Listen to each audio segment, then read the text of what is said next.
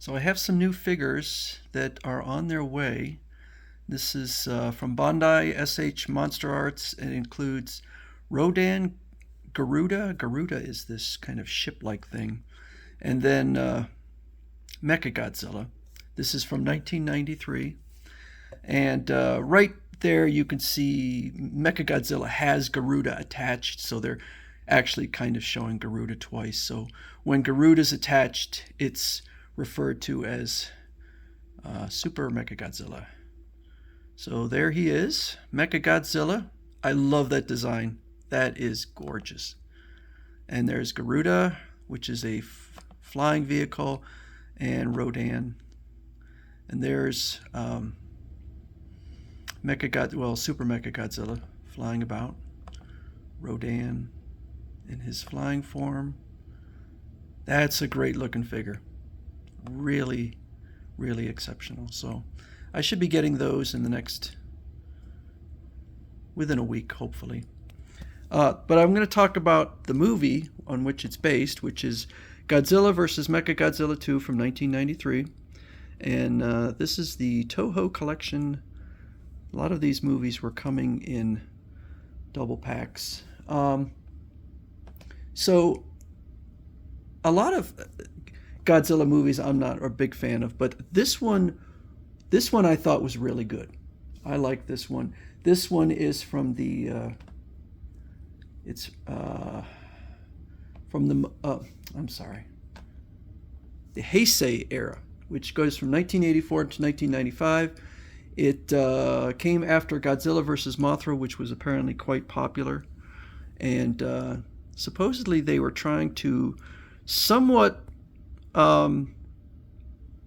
gear it towards women, because apparently Godzilla vs. Mothra did very well with women, and I'll explain what they did for women.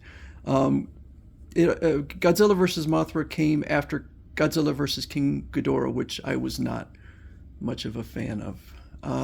So the movie, early on in the movie, some scientists are going out to an island. They discover a giant egg, and then Rodan all of a sudden just kind of comes along, and Godzilla pops out of the water and blasts him with his atomic breath, and the two get into a pretty good fight. It's well done, well choreographed, and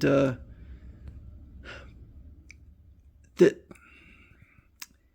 I'll get into some other stuff later. But they return with the giant egg, and it hatches open, and we see baby Godzilla. So what they were expecting was a pterodactyl, because they believed it was Rodan's egg, but apparently it is.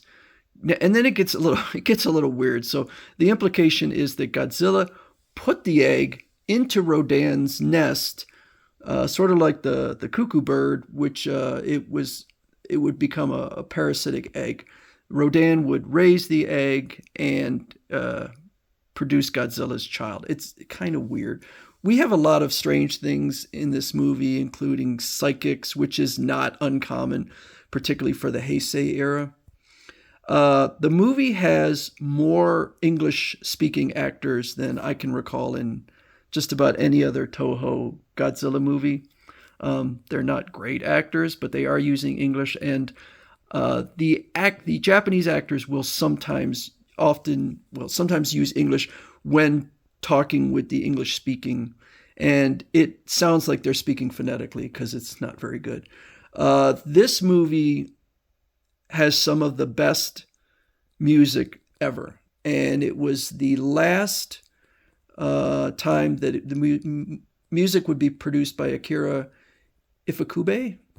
It's great. It really adds to the drama of the movie. There is a ton of kaiju fighting. The human story actually, in my opinion, isn't that great, which usually is the kiss of death for a Godzilla movie. But I really like this movie. The fighting was fantastic. Mechagodzilla looks amazing. So Godzilla attacks Kyoto, and the implication is that he has a psychic link with baby Godzilla. they managed to. I guess he just. Oh, I think they had, he leaves, and I can't remember what happens, whether it was Garuda or what. But we do see. Okay, and so in the first fight with Rodan, Godzilla manages to beat him, but Rodan comes back. Rodan also wants the egg, and they refer to baby Godzilla as the half brother of Rodan. I don't understand. That doesn't really make any sense. But he flies around, and it's the green screening on there is pretty bad. But the models look fantastic. This is some of the best model work I've ever seen. And then Mechagodzilla and Garuda fight Rodan and take him down, seemingly killing him. Then Godzilla shows up, and we have yet another fight, which is. Oh, I forgot to mention, Mechagodzilla and Godzilla do have a fight early on. Mechagodzilla really beats the hell out of Godzilla. He has him down, seemingly finished off, uses an energy weapon which attaches to Godzilla, but Godzilla somehow is able to cause an energy feedback and just wrecks Mechagodzilla, and then he wanders off. That was, I believe, after the attack on Kyoto. So this is round 2, and Mechagodzilla is struggling a lot more. I don't know if it's because Mechagodzilla's already a bit tired from the fight with Rodan or what. But I can say that the fighting in here is much better than in the 2002 and 2003 versions of Godzilla versus Mechagodzilla, or Godzilla against Mechagodzilla. Because Toho stays in its wheelhouse, which is model work. They avoid CGI. The CGI in the later movies looks terrible, and it really takes away from the fight. The fight was good, but every time they would employ CGI, it just looked terrible. So even though Mechagodzilla was struggling, he does manage to take down Godzilla, and it seems as if Godzilla is finished. And then, again, this is really weird, but Rodan is still alive and flies off, and Mechagodzilla is able to blast him out of the air. He lands on Godzilla and then dissolves in the same way that Mothra will.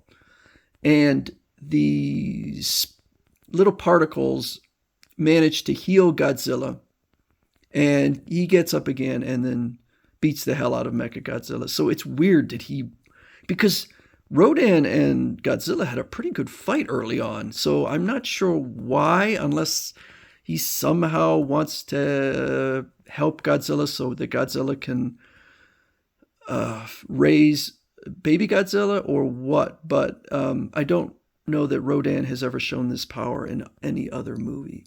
It's almost like they wrote it to have, they probably actually wrote it to be Mothra and then changed it to Rodan because they'd had Mothra in the previous film. So Mechagodzilla's down for the count. I didn't love that. In the other movies, with the later movies with Mechagodzilla, Mechagodzilla kind of wins. And I think that is, well, I mean, it kind of makes Mechagodzilla almost pointless because he has all this dramatic build-up and then links with Garuda to form Super Mechagodzilla and then just ends up losing anyway. And so at the end, Godzilla and Baby Godzilla, and Baby Godzilla, by the way, is barely larger than a human, so he's like Godzilla's the size of his toenail.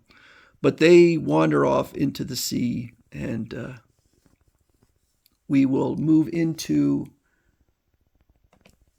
Godzilla versus Space Godzilla, and then Godzilla versus Destroyer, and Baby Godzilla, or Godzilla Jr., does appear in both of those two movies, and then that ends the Heisei era. Heisei era might be my favorite era. I don't love all of them. I don't love Godzilla versus King Ghidorah, but overall, I really enjoyed that era, and we will be getting Space Godzilla in a few months from Bandai and SH Monster Arts. So I recommend this movie for Godzilla fans. I think it's one of the better ones. I've heard bad things about Space Godzilla and Destroya. I've seen both the movies, but it was a long time ago, so I'll have to rewatch them. But I remember enjoying them, so we'll see. I'm often at odds with other folks. I know Godzilla versus King Ghidorah is a popular one. I didn't like it, but I do recommend this one, and I look forward to getting the figures in hopefully just a few days.